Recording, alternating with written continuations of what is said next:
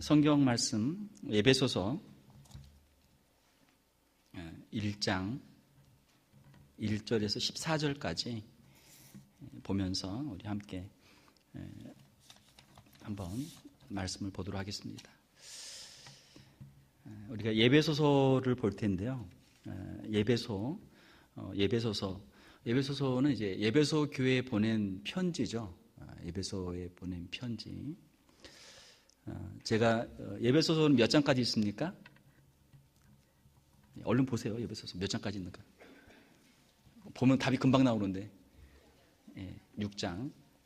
신학교에서는 그런 것도 시험 봐요. 예배소서 몇 장까지 있냐 이런 것도 시험에 나옵니다. 그러면 6장이라고 써야 돼요. 그런데 그때는 이제 성경을 보고 쓰는 게 아니고 안 보고 쓰는 거니까 다 외워야 돼요. 몇 장 있는지. 자, 에베소서는 6장까지 있고요. 제가 한 장에 한 두 번씩 이렇게 나눠서 분량이 많아서 제가 한 13주 정도에 제가 나눠서 에베소서를 우리 같이 읽으면서 좀 강의를 제가 한번 해보도록 하겠습니다. 자, 우리가 성경을 읽는 것이 우리에게 참 도움이 됩니다. 우리가 신문도 보고 TV도 보고 뭐 뉴스도 보고 또 좋아하는 책도 읽고 소설도 읽고 우리가 좋아하는 것을 보고 또 보고 이렇게 하는데 성경 말씀은 하나님의 말씀이고 성경은 우리가 이해할 수 있는 언어로 되어 있습니다. 우리 한글로 되어 있죠. 그러니까 우리 열심히 읽으면은 다 이해할 수 있어요. 근데 처음에 읽어서 처음에 완전히 다 처음에는 다 이해가 잘 안 돼요. 여러분 초등학교 학생 앉혀놓고 대학교 텍스트북 갖다 놓고 그거 읽으라면 읽을 수는 있을 거예요. 그러나 그 이해하려면 이해는 잘 못해요. 우리의 신앙의 수준도 처음에 성경 딱 펴가지고 성경 창세기 1장부터 요한계시록 마지막 22장까지 내가 다 읽었더니 너무 재밌고 막 은혜가 된다. 그럼 이 사람은 좀 진짜 이상한 사람이죠. 처음에 읽으면 무슨 말인지도 잘 모르겠고 뭐 단어도 생소하고 무슨 말을 하는지 도통 모르겠다. 이렇게 해야 정상이죠. 그러나 처음에는 그래도 두 번 읽으면은 조금 뭔가 좀 보이는 것 같다. 세 번, 네 번, 다섯 번 읽으면은 전에 모르던 것들이 깨닫게 되고 구약과 신약이 서로 연결이 되면서 성경 전체가 더 풍부해지고 깊어지는 그런 이해가 됩니다. 여러분 성경 많이 읽으시고요. 성경을 가까이 하고 성경을 읽으면 우리의 신앙이 자랍니다.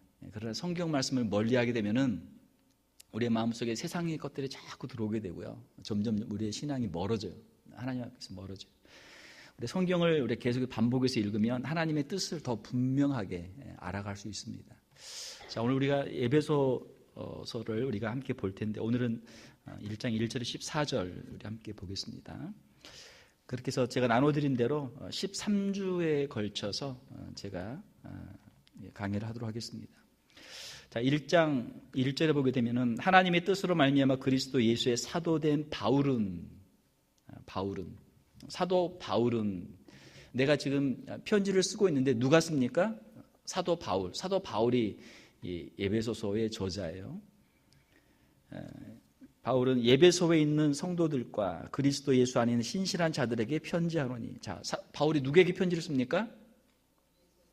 예배소에 있는 성도들, 예배소 교회의 성도들, 그리고 또 그리스도 예수 안에 있는 신실한 자들. 예배소 교회의 성도들 뿐만 아니고 예배소 교회는 아니지만 또 다른 신실한 성도들. 1차적인 의미로는 그 소아시아에 있는 예배소 교회 옆에 있는 또 다른 사도 바울이 모든 교회 편지를 다 보낸 건 아니거든요.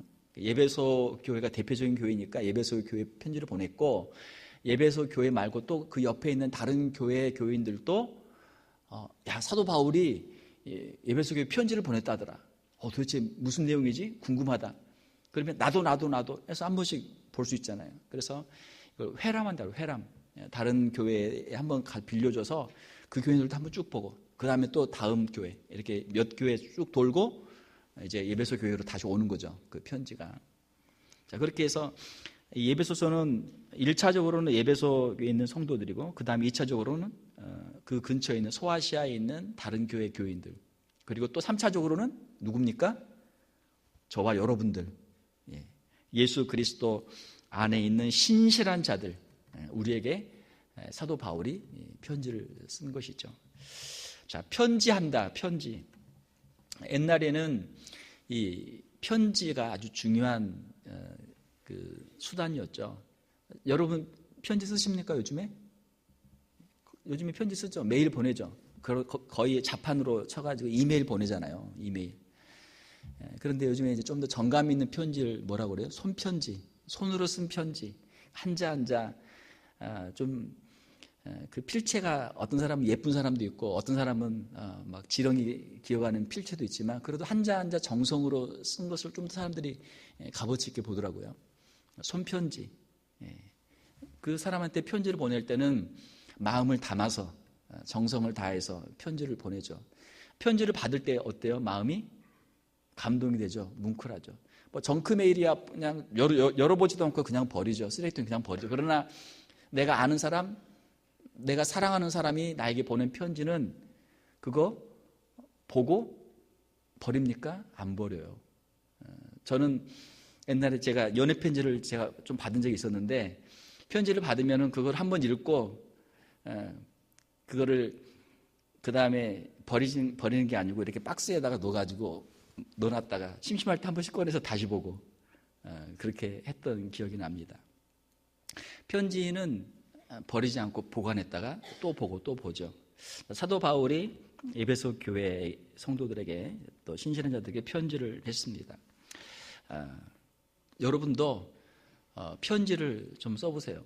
여러분 자녀들에게 편지를 써보시고 여러분들 또 사랑하는 사람들에게 편지를 써보세요. 그러면은 감동이 새롭습니다. 여러분 정성이 있어요.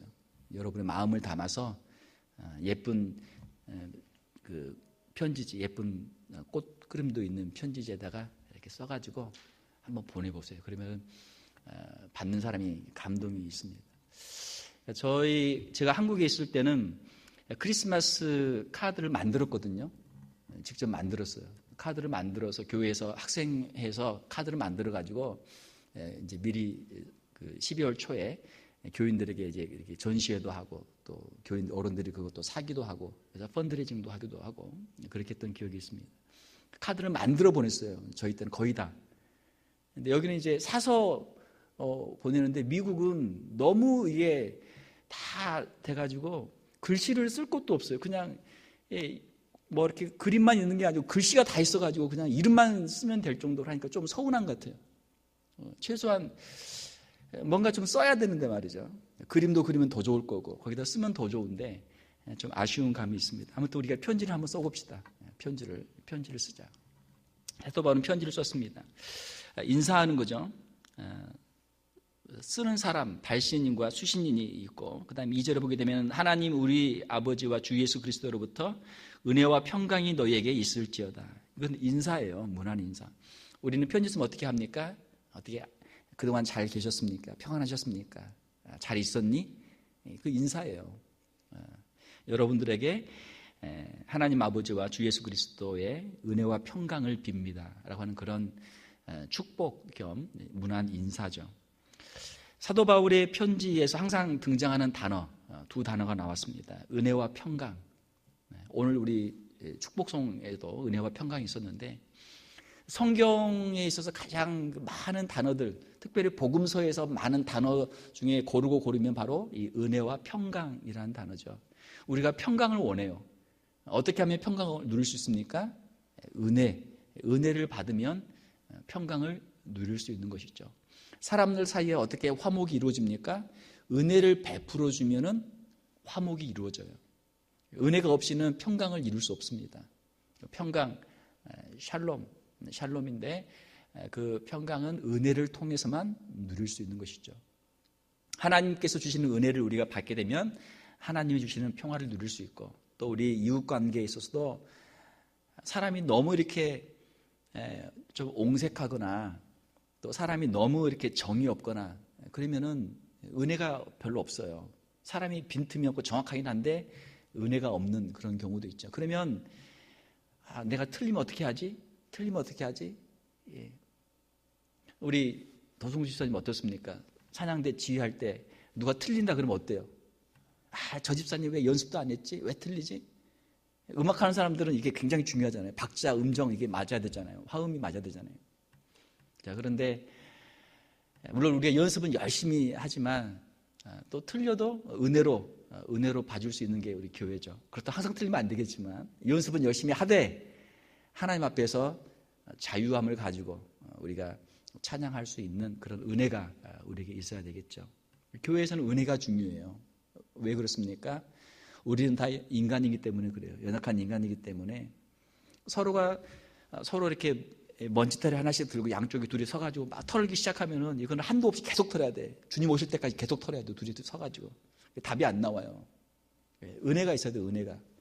은혜가 있어서 서로를 덮어줄 때 가정이 화목할 수도 있고 교회가 화목하게 될 수 있는 줄 믿습니다. 사도 바울은 에베소 교회를 향해서 하나님 아버지와 예수 그리스도로부터 은혜와 평강이 너에게 있을지어다 이렇게 축복하는데요. 이 은혜와 평강이 우리 교회에도 또 여러분들의 가정에도 임할 수 있기를 주님의 이름으로 축원합니다. 자, 이렇게 인사를 하고 이제 본격적으로 이제 내용들을 하게 되는데요. 제가 나눠드린 그 팜플렛을 좀 보시게 되면 저자는 사도 바울이고요. 저작 연도는 사도 바울이 로마 감옥에 있을 때 쓴 것으로 그렇게 우리가 알 수 있습니다. 사도행전 28장에 보게 되면은 사도 바울이 로마에 약 한 2년 정도 있었는데 그때 쓴 편지 중에 하나가 바로 에베소서입니다. 그래서 이 사도 바울이 편지를 쓴 장소는 로마고 로마의 감옥입니다. 에베소서 3장 1절 한번 보세요. 3장 1절을 보게 되면 이름으로 그리스도 예수의 일로 너희 이방인을 위하여 갇힌 자 된 나 바울이 말하거니와 자기가 지금 갇혀 있다라고 말하고 있죠. 지금 감옥에 있어요. 그리고 4장 1절에도 보게 되면 그러므로 주 안에서 갇힌 내가 너희를 권하노니 주 안에서 갇힌 내가 사도 바울이 지금 감옥에 있다고 하는 것을 여기서 말씀하고 있죠. 그래서 사도 바울이 이 편지를 쓴 장소는 로마의 감옥이고 지금 받는 사람들은 이제 에베소죠. 제가 나눠드린 그 지도를 한번 보세요. 지도를 보시면은 위에 지금 지도가 두 개가 있는데요. 위에 있는 것은 사도 바울의 1차 전도 여행과 그 실선으로 되어 있는 것, 그리고 점선으로 되어 있는 것은 2차 전도 여행의 그 순서입니다.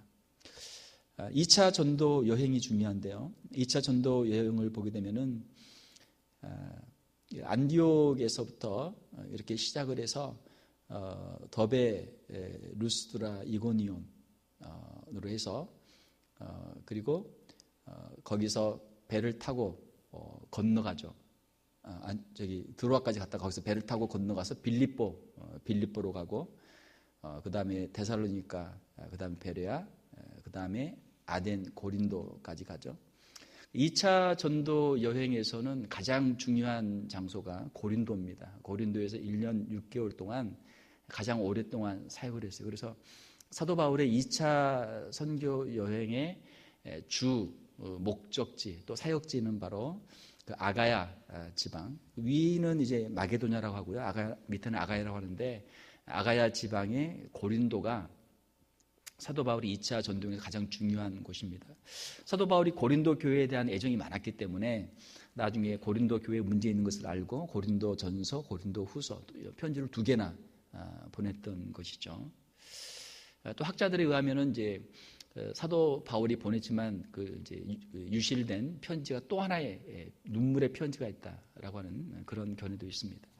자, 그렇게 해서 고린도에서 사역을 오래 한 다음에 갱그레아를 거쳐서 배를 타고 에베소로 가죠.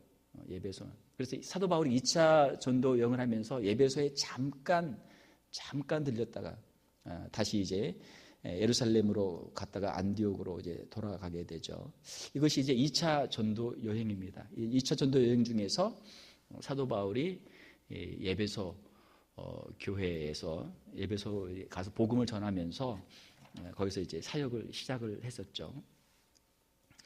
자, 사도 바울이 로마에서 편지를 쓰는데 밑에 있는 지도를 보시게 되면은 밑에 있는 지도 맨 왼쪽 위쪽에 보면 로마가 있죠. 로마에서 편지를 쓰는 것입니다. 자, 3차 전도 여행의 순서를 보게 되면은 안디옥에서 출발해서 어디로 갑니까?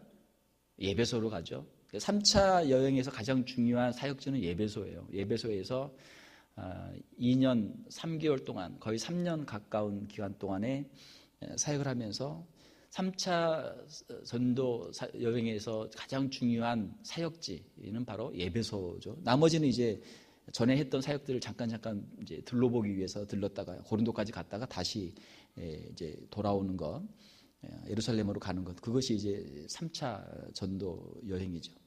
자, 그리고 이제 예루살렘에서 체포가 돼서 로마까지 가는 것이 이제 로마 여행 그 점선으로 되어 있는 것입니다. 그래서 2차와 3차에서 예배소에 들렸고, 특별히 3차 선교 사역에서 예배소에서 오랫동안 사역을 했다라고 하는 것이죠.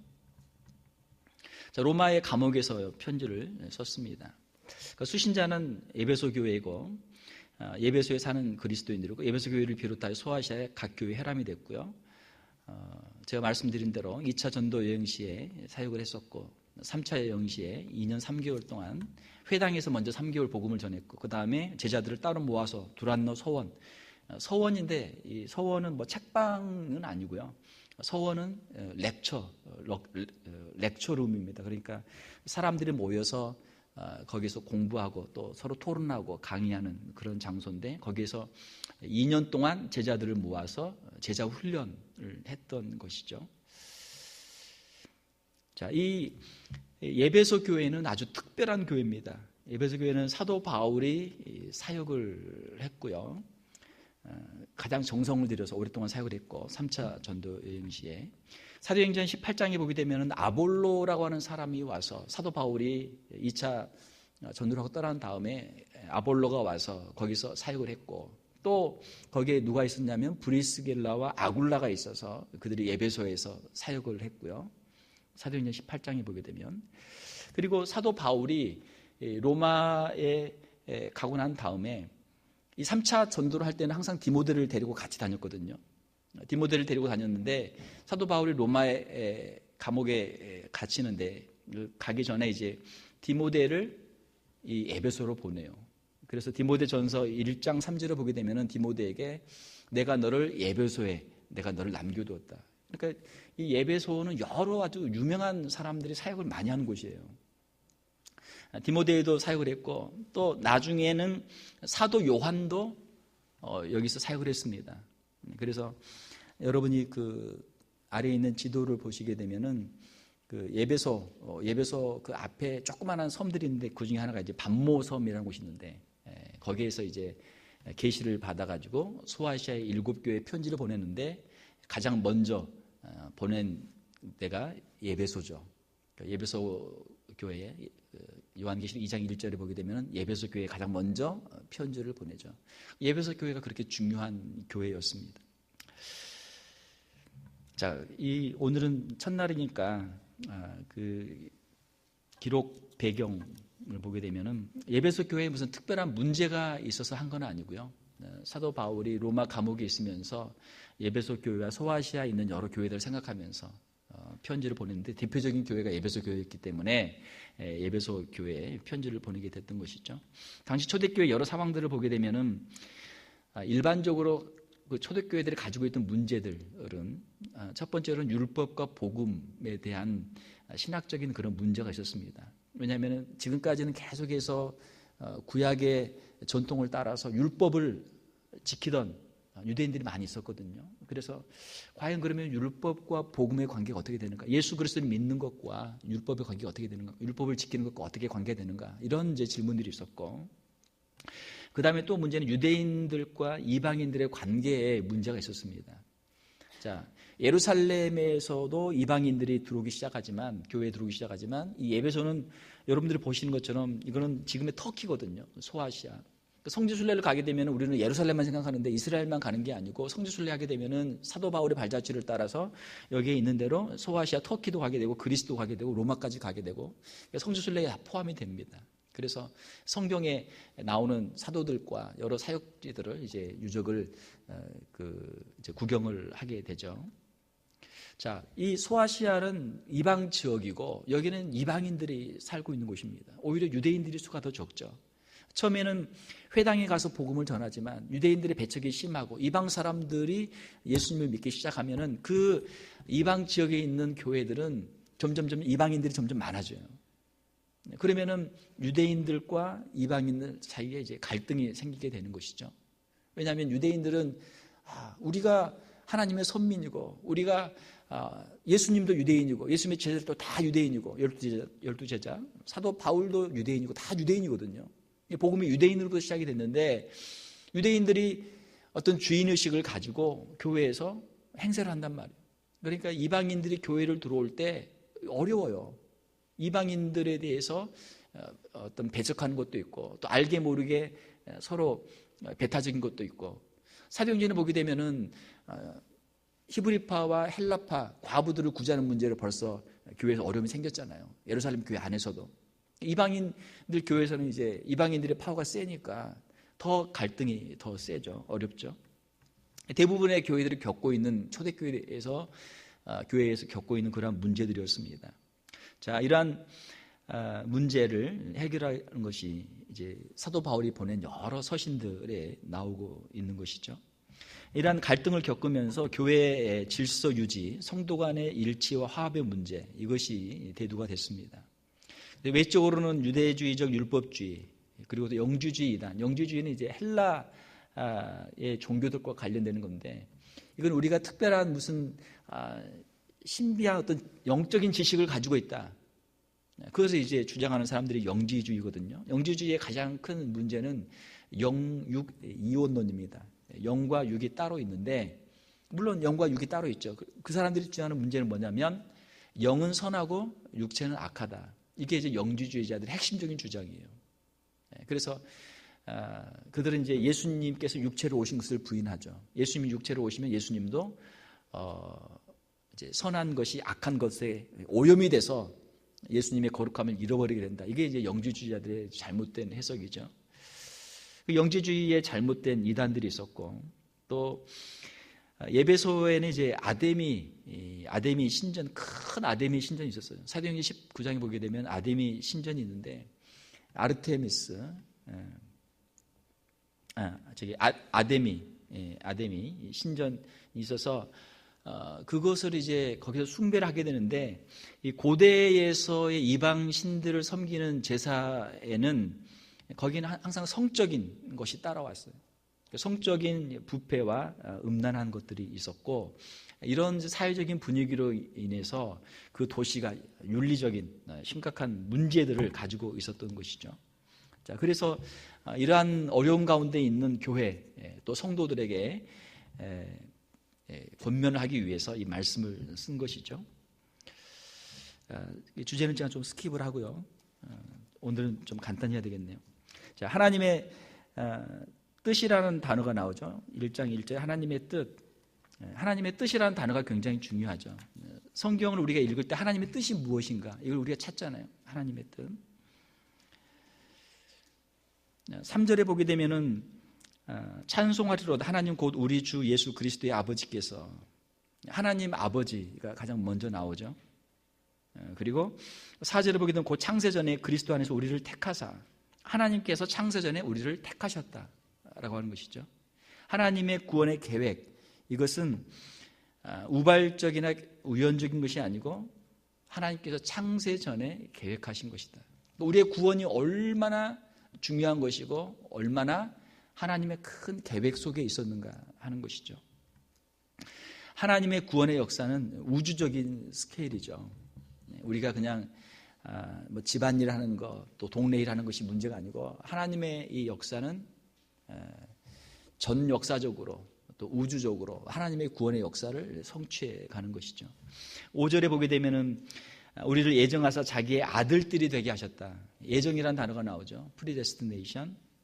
예정하셔서 우리를 하나님의 자녀로 삼으셨고, 11절에 보게 되면 모든 일을 그의 뜻대로 결정하되 그의 뜻의 결정대로 일하시는 이의 계획을 따라 우리가 예정을 입어 그 안에서 기업이 되었으니, 이렇게 되어 있죠. 자, 우리의 구원은 하나님의 예정에 있다라고 하는 것이 성경의 말씀이죠.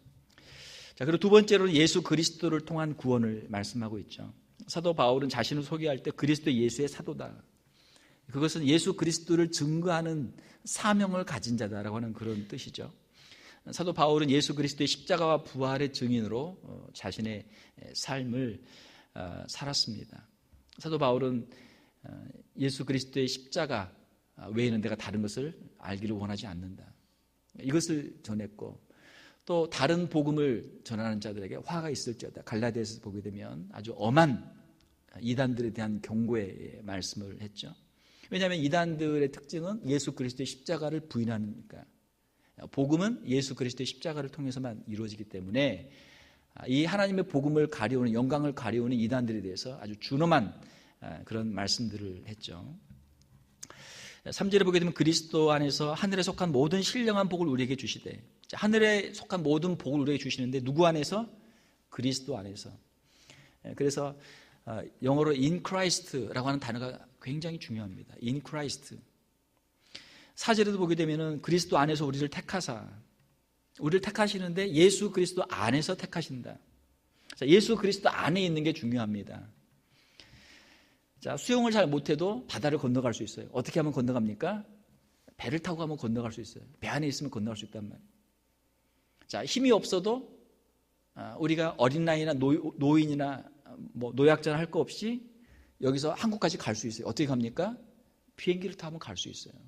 마찬가지로 우리 힘으로 갈 수 없는 천국에 어떻게 합니까? 예수 그리스도 안에서, 예수 그리스도를 믿음으로, 예수 그리스도를 믿는다는 걸 우리가 좀 이거를 그림으로 표현하게 되면은 우리가 비행기를 타는 거예요. 예수님이라고 하는 비행기를 타는 거예요. 예수님이라고 하는 배를 타는 거예요. 예수님 안에 있는 거예요. 우리가 영어로도 표현이 believe in Jesus, in이라는 단어를 꼭 쓰거든요. believe in Jesus.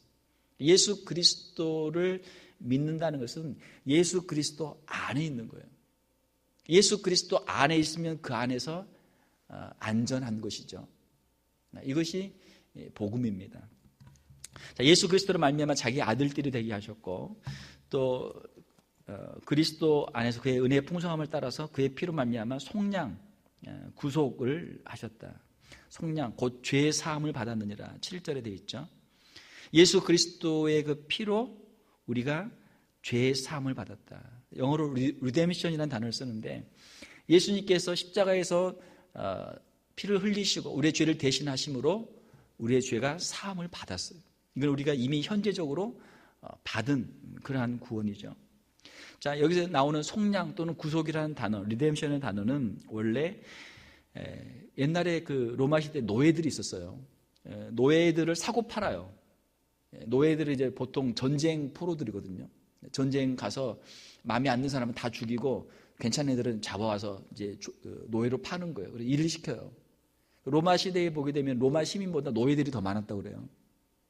그래서 여러분 잘 아시는 것처럼 뭐 스파르타쿠스의 반란 이런 영화도 있잖아요. 로마 시대에 그런 사람들 이제 검투사로도 쓰고 집에서 종으로도 쓰고 노예로도 쓰고, 여러분들이 잘 아는 이제 그 이솝 우화를 쓴 이솝도 노예잖아요. 그 사람들이 똑똑하고 싸움 잘하고 잘생겨도 전쟁에 치면 다 노예예요. 다 종이에요. 와서 노예 생활하는 거예요. 그 노예들을 사고 팔아요. 사고 파는데 그 단어가 바로 이 속량, 구속이라는 단어입니다. 노예들의 몸값을 지불하고 그 사람을 사서 주인이 그 사람에게 자유를 줄 수 있어요. 그 사람이 사서 이제는 너는 자유다, 자유를 줄 수 있단 말이에요. 그 사람을 사는 값, 그것이 속량, 구속이에요. 자, 여기 이 단어를 여기서 쓰고 있는데 우리는 이 단어를 잘 모르죠. 노예가 없으니까. 그러나 그 당시 이 신약 시대에는 노예들이 있었기 때문에, 노예 제도가 있었기 때문에 이 단어를 쓰면 사람들이 다 안단 말이에요. 자기 힘으로는 도저히 그 신분을 바꿀 수 없는 노예이지만 어떤 사람이 그 사람을 돈 주고 사서 자유를 주면 자유를 누리는 것이죠. 자, 이것이 바로 하나님께서 죄인들에게 하시는 하나님의 은혜의 역사인 것이죠. 그리스도께서 죄인들을 위해 십자가에서 대속의 죽음을 죽으심으로 그들의 죄와 죄의 형벌에서 해방시킨 것, 이것을 속량, 구속이다, 그렇게 이야기하죠. 고린도전서 6장 20절, 7절, 23절을 보게 되면 값으로 산 것이 되었다, 값으로 사신 것이다, 너희는 값으로 사신 것이다 라는 그런 표현이 있어요. 그 값은 무슨 값입니까? 예수 그리스도의 십자가의 보혈이죠. 예수 그리스도의 십자가의 보혈로 우리의 모든 죄의 값을 대신 치르셨다라는 것이죠. 11절에 보게 되면 그 안에서 기업이 되었다. 그 안에서 예수 그리스도 안에서 하나님의 나라의 상속자들이 되었다라는 것이고요. 13절에 보게 되면 그 안에서 너희도 진리의 말씀 곧 너희의 구원의 복음을 듣고 그 안에서 또한 믿어 예수 그리스도의 믿음으로 우리가 구원을 받는다. 예수 그리스도의 복음을 듣고 그 복음을 듣고 예수 그리스도를 믿을 때 구원을 받는 것이죠. 그래서 우리가 오직 예수 또 오직 믿음 이걸 우리가 이야기하는 것이죠. 자, 이 13절에 보게 되면은 약속의 성령으로 인치심을 받았으니라는 단어가 나옵니다. 자, 그래서 에베소서 1장 1절에서 14절에 보게 되면은 하나님의 예정과 예수 그리스도를 통한 십자가의 대속이 있고 그 다음에 성령의 인치심이 있어요. 성령의 인치심에 대해서 우리가 좀 주의 깊게 봐야 되는데요. 약속의 성령으로 인치심을 받았다. 예수 그리스도를 믿는 신자들은 성령님의 임재와 내주를 통해서 하나님의 소유임을 우리가 확실하게 하는 것이죠. 자, 여기서 아주 재밌는 표현을 썼어요. 인을 쳤다. 인이 무엇입니까? 인이 도장이에요. 도장. seal. 도장. 지금 우리는 도장 안 쓰잖아요. 우리는 뭐 그냥 이렇게 지장을 찍거나 아니면은 그냥 사인하잖아요. 근데 이제 우리가 이제 로마 시대 이런 걸 이해를 해야 됩니다. 여러분 배너 보면 어때요? 배너가 그 로마의 장군을 해전에서 구해주잖아요. 생명을 구해주잖아요.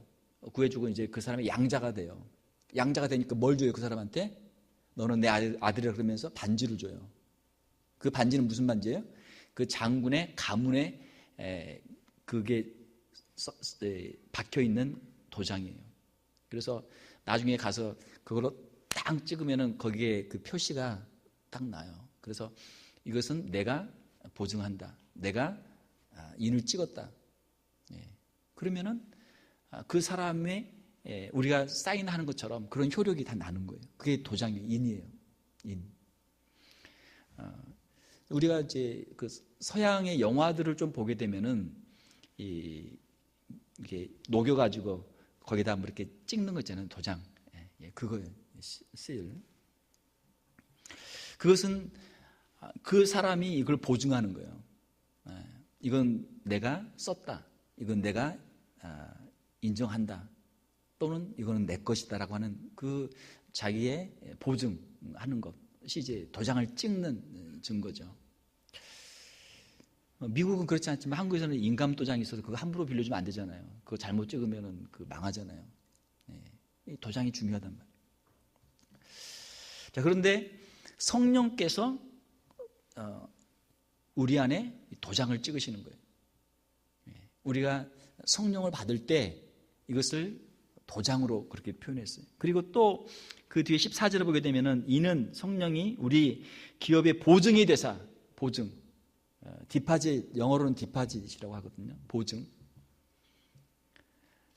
어떤 물건을 살 때 좋은 물건이 있어요. 그러면은 이게 한 10,000불 된다고 생각해 봅시다. 근데 내 주머니에 지금 10,000불은 없고 한 1,000불밖에 없어요. 그러면 일단 보증금을 빨리 걸어야죠. 보증금을 걸어야 돼. 그래서 1,000불을 주고 내가 나중에 9,000불 갖다 줄 테니까 일단 내 이름으로 이거를 좀 찜을 해놓으라. 보증을 준단 말이에요. 보증. 그러면은 나중에 이제 잔금을 다 갖다 주면 이것이 완전히 내 것이 되죠. 성령께서는 우리 안에서 역사하시는데 이것이 앞으로 우리가 천국에서 영원한 구원을 받을 하나의 보증이 된단 말이에요. 자, 고린도전서 12장 3절에 보게 되면은 성령을 받은 사람은 예수 그리스도를 주로 고백하게 되어 있어요. 성령이 아니고는 예수 그리스도를 주로 고백할 수가 없어요. 예수 그리스도를 주로 고백한 사람들은 성령을 받은 사람들이에요. 여러분의 심령 가운데 예수 그리스도에 대한 고백이 있습니까? 그러면 성령의 역사가 있는 줄로 믿습니다. 성령께서 하시는 일이에요.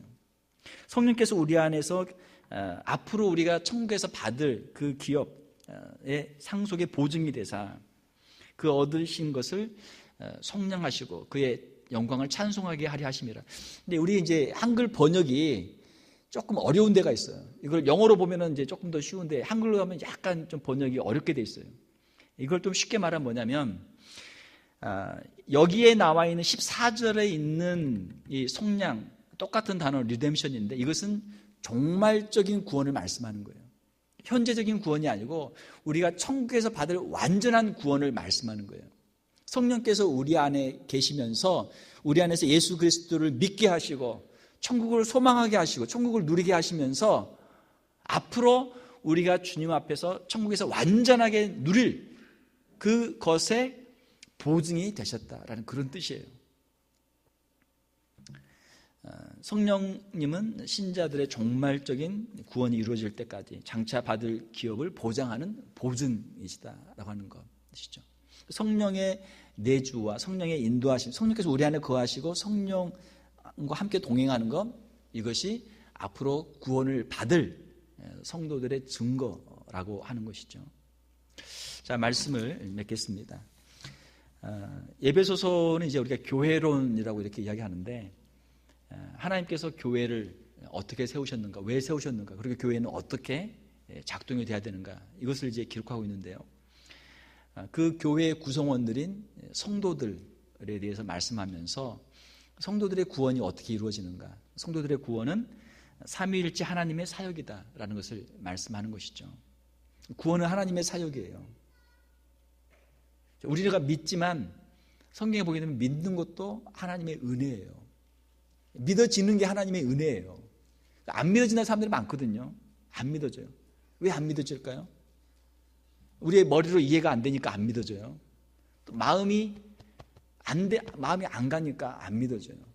그런데 우리로 머리로 다 이해가 안 돼도 그게 그럴 것 같다, 믿어지고, 우리가 다 완전히 이걸 알 수 없어도 그래 한번 믿어보자 하는 마음이 생겨서 마음의 감동이 되고 예수 그리스도를 구주로 용접하고 신앙의 발걸음을 내딛는 것, 이것이 은혜예요. 그런데 이 은혜가 믿음에서 믿음으로 나가게 한단 말이에요. 처음에 발걸음은 작은 믿음의 발걸음을 내딛지만 그 믿음의 길을 한 걸음 한 걸음 가다 보면 점점 믿음이 더 자라게 되고 믿음이 성장하게 돼요. 이것이 은혜예요.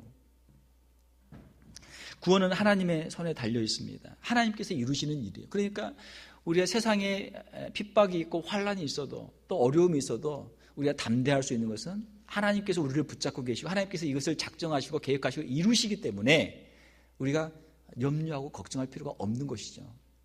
사랑하는 성도 여러분, 예수 그리스도 안에 있는 자들에게는 그 구원이 확실한 하나님의 은혜인 줄 믿습니다. 그 믿음으로 우리 성도들이 세상을 이기는 것이죠. 성도들은 하늘의 신령한 복을 받은 사람들입니다. 우리가 세상의 복도 받아야죠. 그러나 세상의 복과는 비교할 수 없는 영원한 천국의 복, 하늘의 복이죠.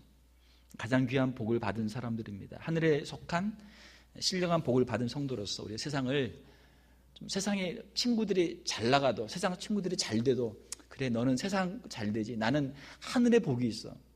세상의 것 너무 그거 바라보고 그거 너무 부러워하면 지는 거거든요. 부러워하면 져요.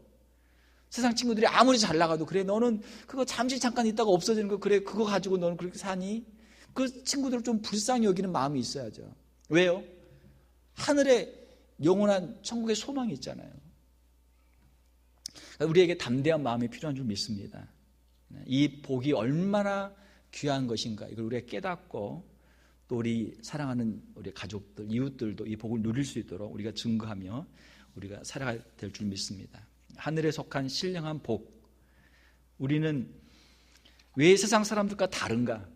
만약 성도들이 교회에 와서 안 믿는 사람들이 원하는 거 똑같은 거 기도하고 똑같은 거 가지고 기뻐하고 똑같은 거 가지고 슬퍼하고 만약 그렇게 산다면은 우리가 안 믿는 사람과 무슨 차이가 있어요? 아무 차이 없어요. 아무 차이가 없어요. 우리에게는 하늘에 속한 신령한 복이 있습니다. 이것을 우리가 분명하게 깨닫고 우리가 올바른 신앙의 길에 설 수 있는 저와 여러분들이 다 될 수 있기를 주님의 이름으로 축원합니다. 여러분, 오늘 예배소 강의 첫 시간인데 잘 나오셨고요. 여러분 그 강의 13주 끝날 때까지 한번 잘 참석하셔서 예배소서를 한번 잘 마스터를 해보시길 바랍니다. 제가 한번 기도하겠습니다. 하나님 아버지, 감사합니다. 사도 바울을 통해 주셨던 귀한 말씀을 우리가 함께 읽고 또 말씀의 은혜를 우리가 나눕니다. 하나님께서 창세전에 예정하시고 예수 그리스도 십자가의 보혈로 우리의 죄를 대속하여 주시고 우리에게 성령을 보내주셔서 예수 그리스도를 구주로 믿게 하여 주시고 영원한 소망을 품게 하여 주신 그 은혜를 감사를 드립니다. 우리의 믿음이 아직은 부족하지만 믿음이 더욱 자라게 도와주시고 하나님께서 우리를 위해 예비하신 그 놀라운 축복을 바라보며 영원한 천국을 소망하며 이 나그네 인생을 믿음으로 승리하는 우리 귀한 성도들이 다 되게 하여 주시옵소서. 잠깐 있다가 사라지는 세상의 것들로 우리의 마음을 빼앗기지 않도록 도와주시고 영원한 천국을 사모하는 천국의 백성들로 하나님 앞에서 믿음으로 살아가는 우리 귀한 성도들 다 되게 하여 주시옵소서. 거룩하신 우리 주 예수님 이름으로 기도하옵나이다. 아멘.